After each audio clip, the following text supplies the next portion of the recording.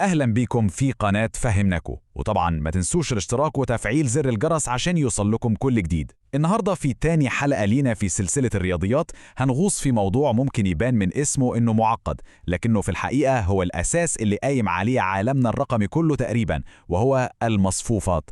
دي فعلا الرياضيات الخفية اللي بتشغل عالمنا، وهنشوف مع بعض إزاي هي اللي بتنظم كل حاجة حوالينا. طيب خلينا نبدأ كده. إزاي ممكن ننظم عالم معقد ومليان بالبيانات زي عالمنا ده؟ يعني من أول جدول مواعيد شركات الطيران اللي فيه آلاف الرحلات لحد المؤثرات البصرية الخرافية في الأفلام. الحقيقة إن ورا كل الأنظمة دي في أداة تنظيم واحدة بسيطة بس في نفس الوقت قوية جدا. تخيلوا معانا للغز ده، عندنا مصنع بينتج 3 منتجات مختلفة وبيستخدم 3 مواد خام. كل منتج بيحتاج كمية معينة من كل مادة خام، والمصنع عنده كميات محدودة من المواد دي في المخزن.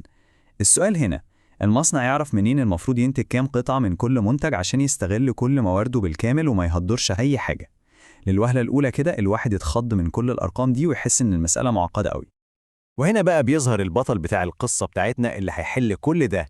المصفوفة هي الحل الأنيق والمثالي للغز ده، والألغاز تانية كتير أعقد منه بمراحل. طيب يعني إيه مصفوفة أصلاً؟ الموضوع أبسط مما نتخيل. هي مجرد شبكة مستطيلة من الأرقام مترتبة في صفوف وأعمدة. ممكن نفكر فيها كأنها جدول بيانات بس خارق، سوبر شيت. هي ببساطة طريقة منظمة جدا عشان نلم كل المعلومات المهمة في صندوق واحد.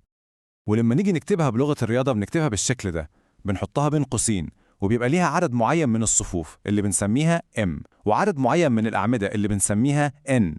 التركيبة دي بتاعت صفوف وأعمدة هي سر قوتها كلها.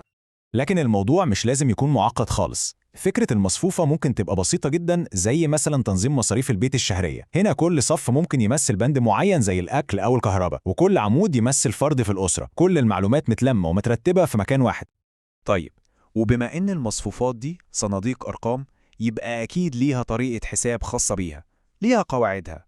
والقواعد دي هي بالظبط الأدوات اللي هنستخدمها عشان نحل لغز المصنع بتاعنا. أسهل حاجة خالص هما الجمع والطرح. كل اللي بنعمله إننا بنجمع أو نطرح الأرقام اللي في نفس المكان بالظبط في المصفوفتين. بس في شرط واحد مهم قوي، لازم وده مهم جدا، المصفوفتين يكونوا قد بعض بالظبط، نفس عدد الصفوف ونفس عدد الأعمدة. الضرب بقى هو اللي فيه الشغل كله، وهنا في شرط أساسي: عدد الأعمدة في المصفوفة الأولى لازم يساوي عدد الصفوف في المصفوفة التانية. لو الشرط ده مش موجود خلاص ما نقدرش نضربهم في بعض أصلا. والطريقة نفسها بتعتمد على إننا بناخد كل صف من الأولى ونضربه في كل عمود من التانية، كل رقم مع اللي قصاده، وفي الآخر نجمع النواتج.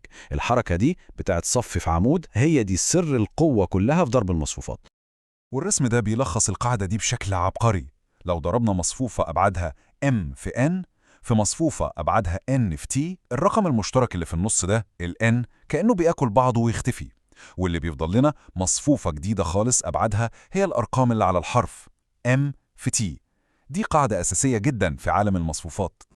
تمام قوي كده، احنا جاهزين ومعانا الأدوات اللي محتاجينها. يلا بينا نرجع للمصنع بتاعنا ونشوف ازاي هنفك الشفرة دي بالمصفوفات. قبل المصفوفات كنا هنكتب المشكلة بالشكل ده، شوية معادلات فوق بعض، نظام من 3 معادلات خطية. بصراحة شكلها كده ملعبك ومش عملية خالص. تخيلوا بقى لو عندنا 20 منتج بدل 3. دلوقتي شوفوا السحر بقى. المصفوفات بتاخد كل المعادلات المعقدة دي وتحولها لمعادلة واحدة بسيطة وشيك: AX is equal to B.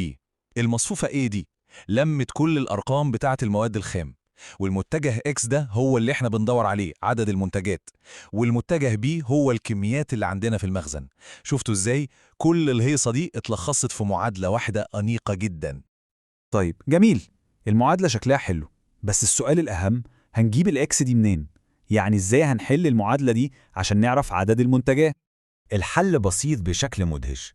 في الجبر العادي عشان نحل معادلة زي 5x يساوي 10 كنا بنقسم على 5. في عالم المصفوفات مفيش حاجة اسمها قسمة، المفهوم ده مش موجود، بس عندهم حاجة أقوى اسمها المعكوس أو الانفيرس. فبدل ما بنقسم على A بنضرب في معكوسها اللي هو A-1، ويبقى الحل هو x equals A-1b. المفتاح كله في إننا نلاقي المعكوس ده. طبعا عشان نحسب المعكوس ده ليه خطواته، بس خلينا نقول إننا حسبناه. أول ما بيبقى معانا الموضوع بيتحول لعملية ضرب بسيطة جدا. بنضرب المعكوس ده في المصفوفة B اللي فيها الموارد المتاحة، والناتج اللي بيطلع هو الحل على طول. هي دي الضربة اللي بتفك شفرة اللغز كله. وأخيراً وصلنا للحل. المصنع يقدر يعمل 58 قطعة من المنتج الأولاني، وقطعتين 2 بس من التاني، و3 قطع من التالت. بكده يبقى استخدم كل الخام اللي عنده بالملي من غير أي هدر. إجابة دقيقة وواضحة لمشكلة كانت شكلها يعني شبه مستحيلة في الأول. حلو قوي إننا حلينا مشكلة المصنع ده، بس ده ولا حاجة. دي مجرد نقطة في بحر، أو زي ما بيقولوا قمة جبل الجليد. القوة الحقيقية للمصفوفات بتظهر لما نعرف هي مستخدمة فين تاني.